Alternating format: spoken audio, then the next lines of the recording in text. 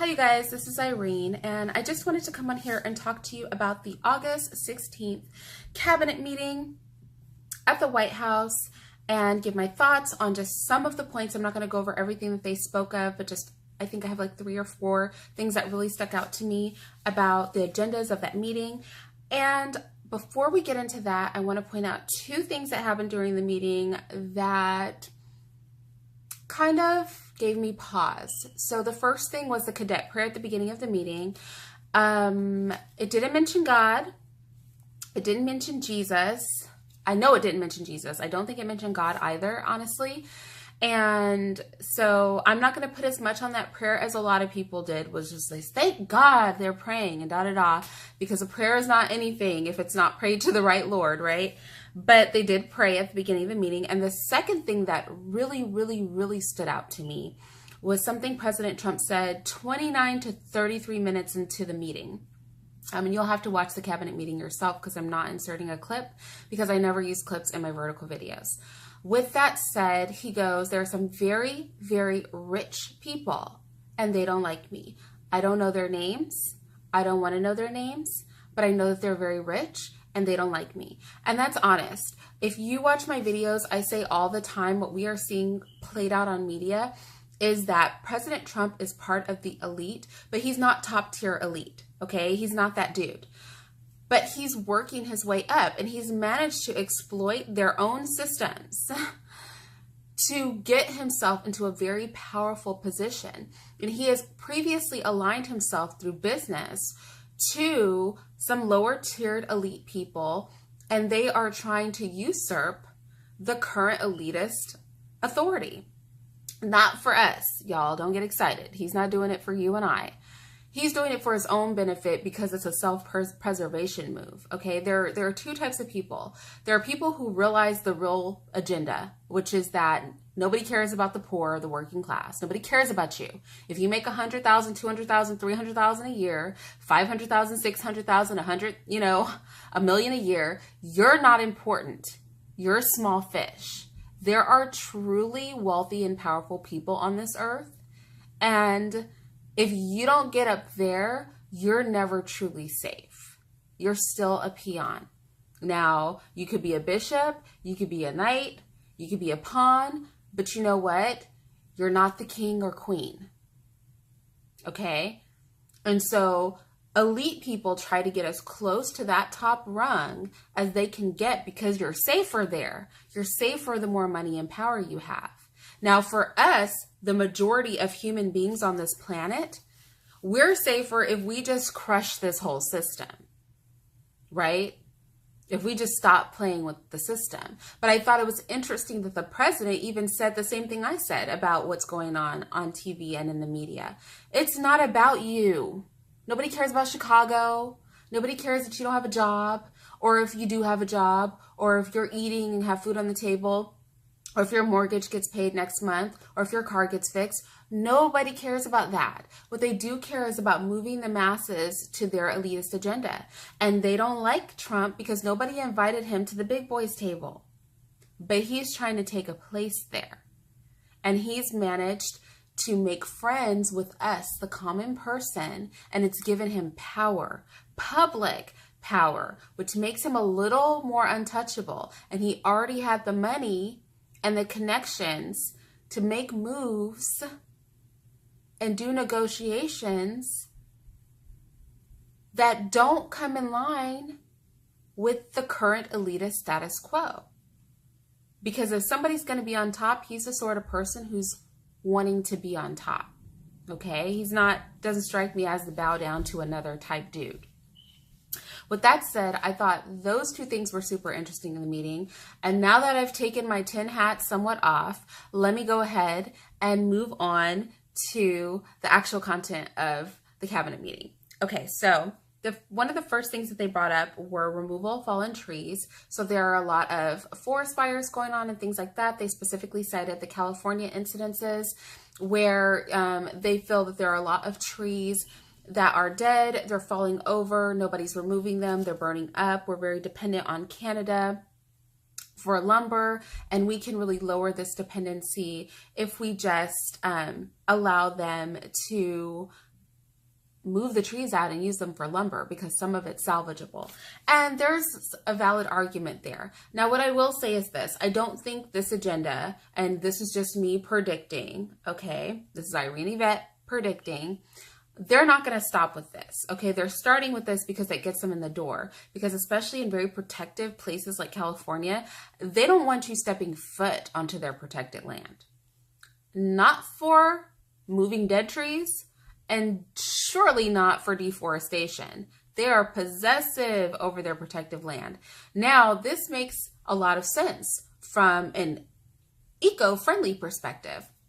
But from a business perspective, and remember our president is a businessman, it makes little to no sense. Quite frankly, if Trump could, he would just start chopping down forests, just period. Okay? Like, he doesn't care about anybody enjoying a forest. He might keep a few parks up for you guys, you know, but in reality, if there's money to be made there and it can make the United States independent of other countries or actually be a staple in the world at delivering lumber somewhere, he will chop down every single forest because he's a businessman and business people look for business opportunities and they're not environmentalists. Okay, that's not their job. So am I saying that this is equal to deforestation? No, but I am saying that he's a smart man and he is getting his foot in the door to remove trees in an area where previously it would not have been allowed under the guise that it will make things safer, open up public access, and remove dependency from Canada. This man is very, very clever, and what I respect about him is he is a smart businessman. And so this is a smart business move and it's a smart positioning move. Like I said, when you're playing chess, you might have a long-term goal as you move your pieces. You will have a long-term goal if you want to win, but you got to set up for that. You can't just go in and checkmate, right? He's not going to go in and start deforestation, but he's going to go in and open the door. So I'll be interested to see the wording of how this plays out because obviously we're listening to a cabinet meeting. We're not looking at the official documents. And so perusing those will be a very fascinating thing to do if you're interested in those sort of topics. Stricter gun control laws, and not necessarily gun control laws per se, but when you are applying for a weapon, he plans to make the process a little bit more stringent, a little bit more intensive and invasive so that, you know, hopefully that will keep, you know, our over, I don't know. He didn't really give an excuse why. I'm assuming the innuendo is that, you know, we'll all be safer if it's more difficult for nutcases and criminals to get guns legally. And again, this is, the devil's going to be in the details on this one. What that's going to look like, how we all should really feel about it, we won't know until we see that written down in writing. As long as I can go get a weapon, you know, I'm arrested firearms certified. And as long as I can shoot a Glock, I mean, I'm even for semi-automatic weapons. I'm very liberal minded when it comes to gun control. I don't mean liberal like left. I mean like we should be able to have all the weapons we want, just period, of all kinds. I know people are like grenades. I'm not kidding. Like, I think we should have access to weaponry. Obviously, there's governmental concern about citizens being armed with government-grade weapons, and everybody is not a smart individual, so that's why we have laws in place. But in a perfect world, yeah, machine guns and all, I would be so for it. Now, with that said, let's get into the next topic that was interesting to me, which was mental health. Okay, so the president has a lot of agendas with the drug companies. And so I think he's kind of playing a lot of sides of the coin. So on one side, and this is kind of jumping ahead, for prescription drugs, he's getting these companies like Merck and all them to kind of keep their prices where they are, or if they've risen their prices, to lower them back down, and then working toward even lower prices. But you can't just take, right? These drug companies are for-profit companies. They're not here to be our friend or to make sure that you have access to the medicine you need. So nobody's doing this out of like lovey-doveyness toward you. So there has to be a give and take. So here is where the give comes in. In underprivileged communities, because this is their target as stated in the cabinet meeting, in underprivileged communities where they believe there is a high instance of mental health issues, they want to lift the privacy bounds and inform the staff of the actual privacy laws and bring mental health into the public schools. This would include not just counseling, but also the administration of psychotropic drugs. And psychotropic drugs are big on their radar. I mean, more than anything, they brought up being able to drug kids. They brought up psychotropic drugs. I'm not even kidding you. You can count them 6, 7, maybe 8 plus times, 6 and up times. It was more, that's what they mentioned the most out of anything with regard to mental health and being able to do it where they're at, meaning in the schools. I'm going to tell you right now, this is why if you can, you better privately educate your child at home or pick a private school, because these public schools are not the place to be for our kids. They're just really not. And you should know, if you're a parent and you have a child in school, that this is coming out. While I said their target is obviously poor communities, you know that this is not going to be limited to poor communities. And I have a whole, I could just do a whole series on psychotropic drugs and how nobody should be taking them, quite frankly. And more than that, that children should not be taking them. The research is literally just not there. But I have a feeling that the research is about to be there, because if they pull this out, they'll be able to have plenty of case studies for how these drugs affect children.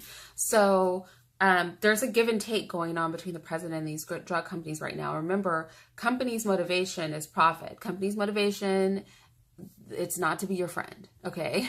Companies don't care about you. They care about getting the most bang for their buck. And as a person that's worked with a lot of millionaires and up who own corporations, let me tell you, you don't matter, okay?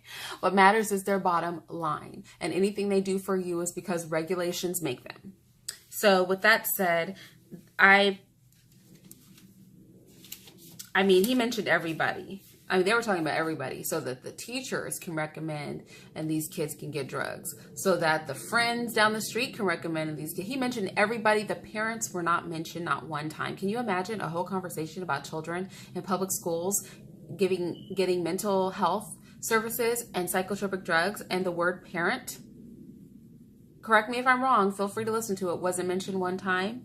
So your children belong to the state. When you start dealing with the Office of Human Capital and things like that, people just know that there is not anything for free. This is not free public education, okay? The education is not free.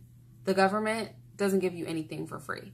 The Office of Human Capital, they don't give you anything for free. And if you don't know what the Office of Human Capital is, you need to get more familiar with what's going on in your government. So with that said, on the drug front, I already talked about how they are trying to get Pfizer, Merck, and all them to just bring down their prices, keep their prices stable. They've got a lot of people on board with this.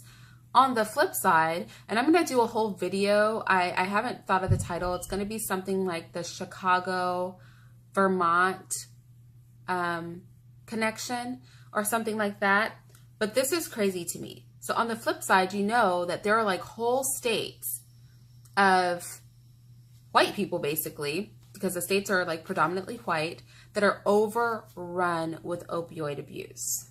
Okay, so Chicago can't get any help, but so far the FBI has come in and personally shut down drug houses. The FBI has personally come in and done drug enforcement in Vermont. Okay, and in addition to that, in the White House, they are starting lawsuits against the drug manufacturers who are encouraging these physicians to prescribe their drugs. And then the physicians are coming under scrutiny as well. So they are really doubling down on this. Now, this is a war on drugs. This is a no play. I'm not playing war on drugs. Okay, the FBI is handling it, and now from the Oval Office, the president is in on this, and the government is conducting these lawsuits and crackdowns, the government itself. So I just find that extremely fascinating. Also, there's going to be, like I said, he's doing a lot with the drug companies, so he's coming at this from a lot of different angles.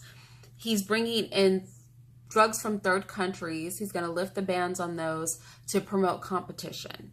Okay, but this is also him making friends with some other people. Like I said, his agenda is bigger than the United States. If he can keep power in the United States for 8 years, he can only do so much damage here. Like, we can undo any damage or reap any benefits from what he does here in the United States. But he's thinking big picture. He's going to make as many alliances for himself while he's in this position of power. And so by allowing these companies to come in, he's really aligning himself with some overseas wealth. And that's a very smart move on his side. I will say our president is very smart. The man is not stupid. Not by a long shot. And people really shouldn't underestimate him. He's brilliant. I just hope in his brilliance that he chooses this land as his home ground. And so that he recognizes he needs popular public opinion to maintain that. And so that we reap benefits, not because he cares about us, but because it's to his benefit, to benefit us. Okay, so I talked about reducing opioid prescriptions. Yeah, federal lawsuits.